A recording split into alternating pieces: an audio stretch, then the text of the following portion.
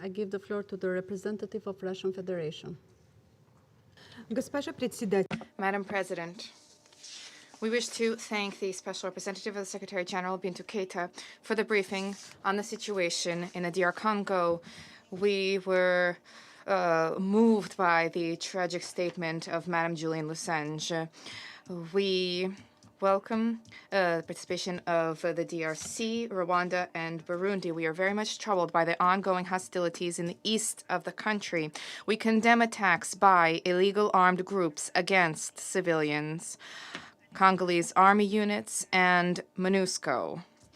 We emphatically condemn the actions of the M23 fighters. We see that M23 has qualitatively stepped up its capacity, and this now allows the movement to mount offensive operations and to effectively seize territories, as was the case with Bunagana on the border with Uganda. Against the backdrop of the active hostilities and confrontation with M23, other illegal armed groups continue to terrorize local populations. There are internecine clashes for control over natural resource deposits. The main victims of these fighters are civilians. There have been hundreds of casualties. The humanitarian situation is deteriorating. The number of internally displaced persons and refugees is rising. We hope that the Congolese armed forces, alongside United Nations peacekeepers and international partners, will manage to restore control over the security situation and will prevent further escalation of violence. We thank MONUSCO peacekeepers who have been valiantly discharging their duties, consistently risking their lives for the sake of peace in the east of DR Congo.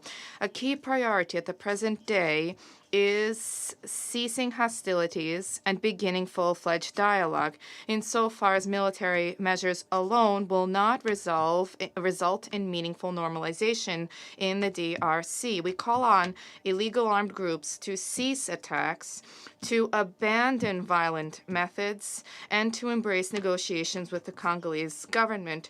We note the increase in those participating in consultations under the relevant track of the Nairobi process, the growing numbers of armed group representatives, which is to be welcomed.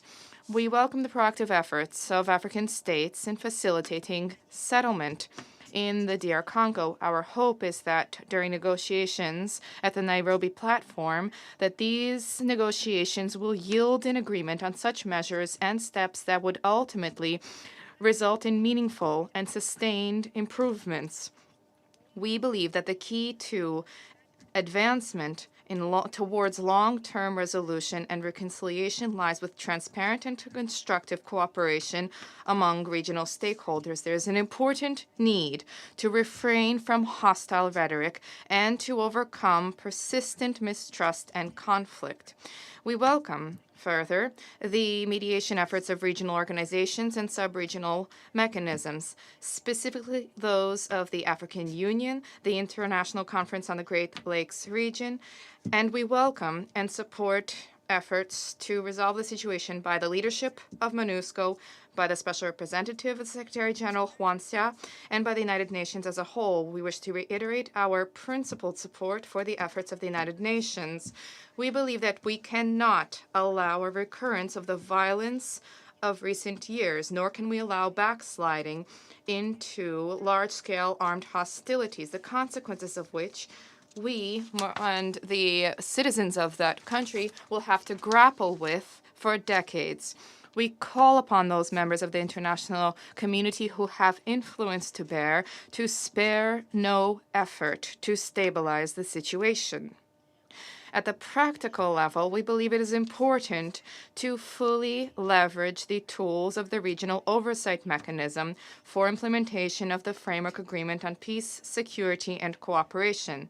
We also believe there's an important need to focus efforts on the development and implementation of such programs for disarmament, demobilization, and social reintegration of former combatants, such programs that would significantly raise the number of those willing to abandon armed groups' ranks forever. Our hope is that Kinshasa, with support from the United Nations, regional states, and the international community, will be able to stamp out the heightened threats and will be able to ultimately refocus on meeting state building and socioeconomic development objectives.